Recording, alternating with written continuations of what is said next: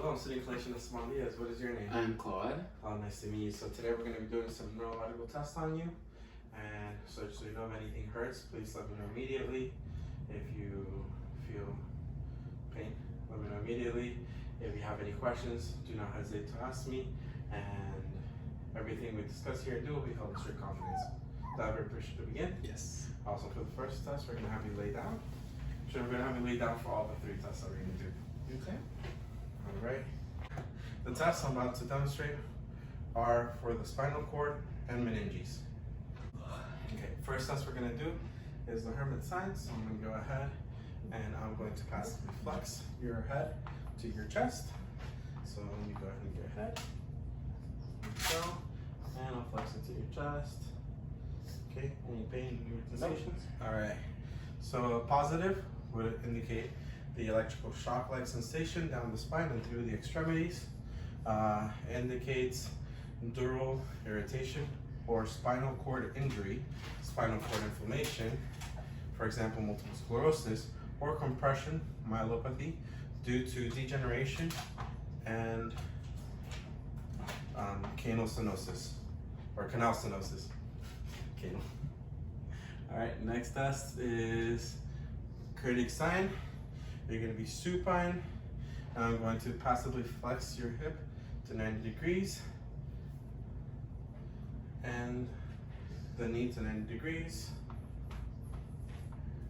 Okay, so this one I passively flex. So I'm going to flex your knee, your hip to 90 degrees, and your knee to 90 degrees.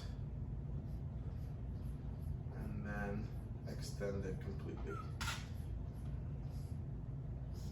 Okay. Anything? Alright, so the positive would be inability to fully extend the leg and or pain in the neck region. Do you feel any pain in the neck region? Perfect. So this would indicate meningeal irritation or meningitis. So now we're going to be testing Brzezinski's sign. I'm going to go ahead and flex your head to your chest. Okay. You get your head. All right, thank you. Okay. A positive would be an involuntary knee flexion. So a positive indicator would look something like this. Let me lift your head.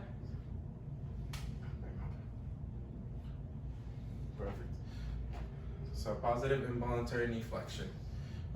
This indicates, the indication or indicates meningeal irritation or nerve root lesion, classic test for meningitis. I will now demonstrate test for the structure of the cervical spine. Now I'll be performing Soto-Hall sign. And Soto-Hall sign, we have the patient supine, and we're going to flex the patient's head towards their chest while exerting pressure down the sternum and hypothenar eminence of the inferior part. All right, let's turn on the notch. Turn over here, and I'm going to apply pressure here while I flex your head.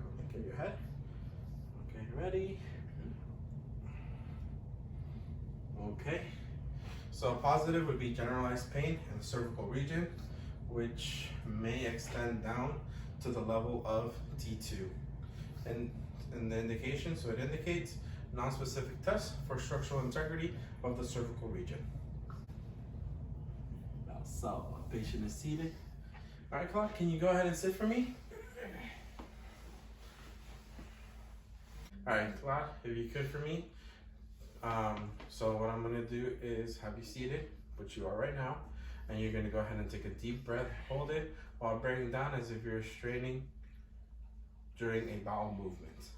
All right, take a deep breath and hold it and go. All right, any pain? No. All right, so positive would be radiating pain from the site of lesion, usually recreating the complaint in the cervical thoracic or lumbar area of the spine. And this indicates nerve root entrapment by a disc lesion or the space occupying the lesion. So I will now demonstrate tests for the foraminal encroachment. The first test is foraminal compression test. So we're gonna have our patient seated. I'm gonna go ahead and stand behind my patient. I'm gonna clasp my hands together, place my hands over the patient's head, and I'm gonna exert gradual pressure, downward pressure. Okay, any pain? No. Okay, go ahead and face the right. I'm gonna do the same thing. Any pain? No. All right, go to the left. And any pain? No. Perfect. So the positives would indicate the one, exacerbation of localized cervical pain, which indicates foraminal encroachment of facet pathology without nerve root compression. Or another positive would be exacerbation of cervical pain with a radicular component, which would indicate foraminal encroachment of facet pathology with nerve root compression. All right, so the next test we're going to be performing is Jackson test. Patient's going to be seated as he is, and I'll be standing behind him. So I'm going to have you laterally flex your head to the right, and I'm going to clasp my hands together. I'll place them over his head, and I'm going to apply downward pressure. Okay, any pain? Okay, so positive would indicate exacerbation of localized cervical pain, and this would indicate foraminal encroachment of facet pathology without nerve root compression. Or another positive would be exacerbation of cervical pain with radicular component, and this would indicate foraminal encroachment of facet pathology with nerve root compression. Okay, so now we'll be performing maximal cervical compression test. Okay, so he's going to be seated. Perfect, patient seated. And I'll be standing behind him. Now I'm going to go ahead and have you rotate to the right and hyperextend your neck to the back over the shoulders.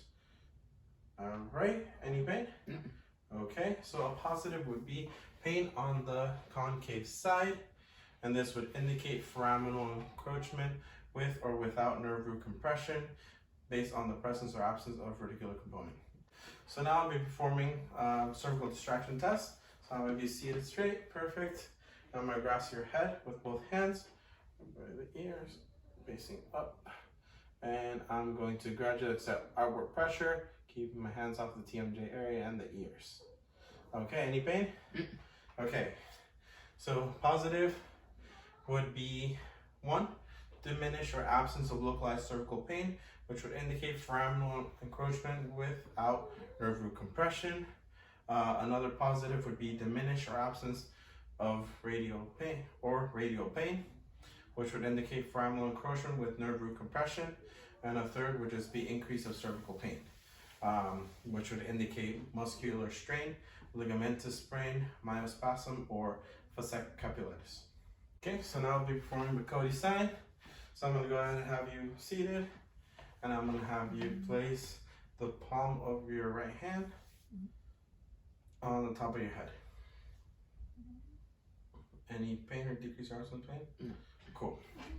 So a positive would be decrease or absence of radiating pain, and this would indicate cervical foraminal encroachment, nerve root entrapment, usually around C5, C6 level, because this motion elevates the suprascapular nerve and relieves traction on the upper brachial plexus. I will now demonstrate tests for the thoracic outlet syndrome. We're going to be performing Atson test. So the patient's going to be seated with arms at sides, elbows fully extended. I'm going to go ahead and find the radial pulse. Okay. Okay, found it. Now I'm going to slightly abduct your arm, and I'm going to have you take a deep breath and hold. Perfect.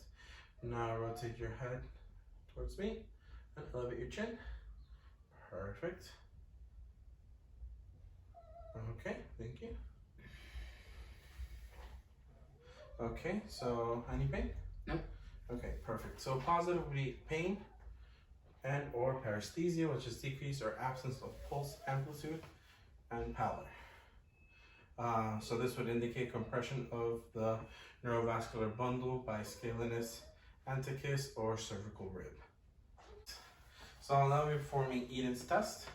So the patient is seated. I'm going to go ahead and find his radial pulse.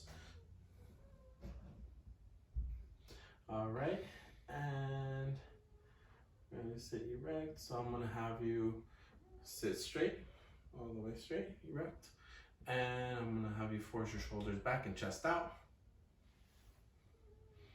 Okay. And now I'm gonna have you hold your breath and touch your chin to your chest and hold breath. All right, perfect. Any pain? Okay. So positive would be pain or paresthesia, which is decrease or absence of pulse amplitude and pallor.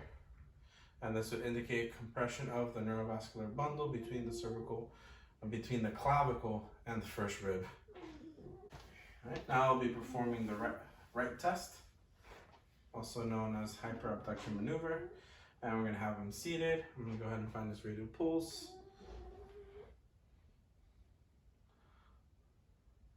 Okay, and I'm going to go ahead and bring the arm slowly into abduction, and we're gonna do a full abduction motion, and we're gonna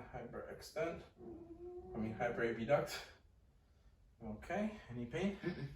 Cool. So pain or paresthesia, so positive would be pain or paresthesia, which is decrease of or absence of pulse and pallor. And this would indicate compression of the axillary artery by pectoralis minor or coracoid process. And this could also indicate thoracic outlet syndrome. I will now demonstrate tests for the ulnar nerve. First, we're going to do Tinel elbow. So I'm going to have my patient seated, and I'm going to have my reflex hammer. I'm going to go ahead and bring your arm up like this, and you're going to feel for the groove between the medial epicondyla and the olecranon process. And I'm going to go ahead and tap with the reflex hammer there, nice and gently. Perfect. Any pain? No. Okay, so positive would be pain and or tenderness at the site being tapped, and paresthesia in the ulnar nerve distribution area, which are fingers 4 and 5. This indicates an aroma of the ulnar nerve. Now we're going to do Froment's paper sign. We'll grab a paper. You're going to need a paper. So I'm going to have you hold a piece of paper like this between your thumb and your index finger. Okay, ready? Hold. And now I'm going to go ahead and try to take it away from you. Okay, thank you. Perfect. Any pain? Awesome. So a positive for this would be the patient is seen to flex the thumb, thereby recruiting the median nerve to compensate for the apparent weakness. So how he was, his finger was like this, didn't go up at all.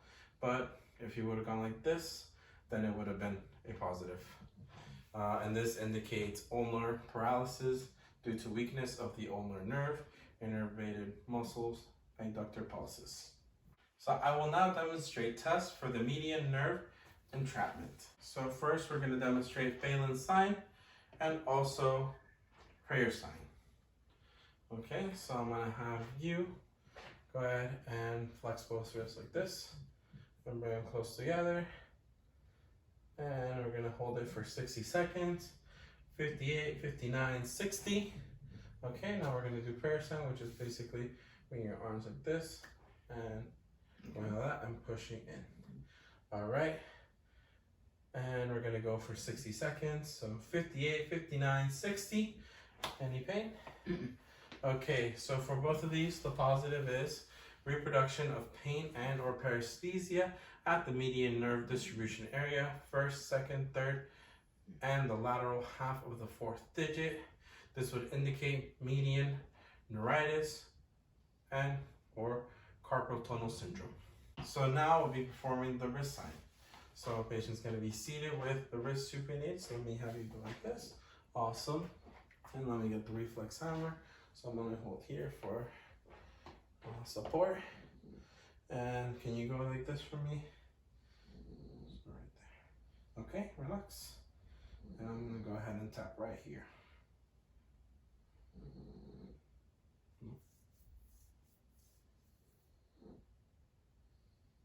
There we go. All right. So a positive would be reproduction of pain, tenderness, and or paresthesia at the median nerve distribution area. So that'd be thumb, second, third, and lateral half of the fourth digit. This would indicate median neuritis and carpal tunnel syndrome. I will now demonstrate tests for the thoracic spine. First test we're gonna do is Adam's sign. Can I have you stand up, please? Yep. Okay, so he's gonna be standing, and okay, now I'm gonna stand behind you, close to behind you, and I'm gonna go ahead and have you bend forward. Okay. Okay, and we're looking for scoliosis. Perfect. I'm gonna have you go ahead and sit down again. Okay. Okay, so a positive would be a scoliosis is observed to straighten. And then this would indicate negative evidence of a functional scoliosis, trauma, or subluxation. And then another positive would be a scoliosis does not straighten. Look for rib humping or muscular imbalance. This would indicate positive evidence of structural scoliosis. The next test we're going to be doing is beaver sign, and I'm going to go ahead and have you supine. And can you lift up your shirt for me? Right there. Okay, and now I'm going to have you cross your arms at the chest and perform a partial sit-up for me. Okay, that's good. A positive would be superior or inferior movement of the umbilicus, and this would indicate superior movement of the umbilicus is indicative of a spinal cord lesion at the level of T11 or T through T12, or lower abdominal weakness. Inferior movement. The inferior movement of the umbilicus is indicative of nerve root involvement from T7 to T10. Now we'll be performing Spellman's sign. Can I have you go ahead and sit down? Okay. And let me have your arms fully abducted. Raise them over your head. And I'm going to have you laterally flex to the right and laterally flex to the left. Woo. That sounds fun. So positive would be pain in the concave or convex side. And this is indicative of, or this indicates, pain in the concave side indicates intercostal neuritis. Thoracic dermatomes can be evaluated in the corresponding intercostal spaces, while pain in the convex side indicates fibrous inflammation of the pleura or possible intercostal myofasciitis. Okay, that's it. Okay, so those are all the tests we're going to perform today on this exam. Thank you so much for coming and helping me, and we'll see you next time.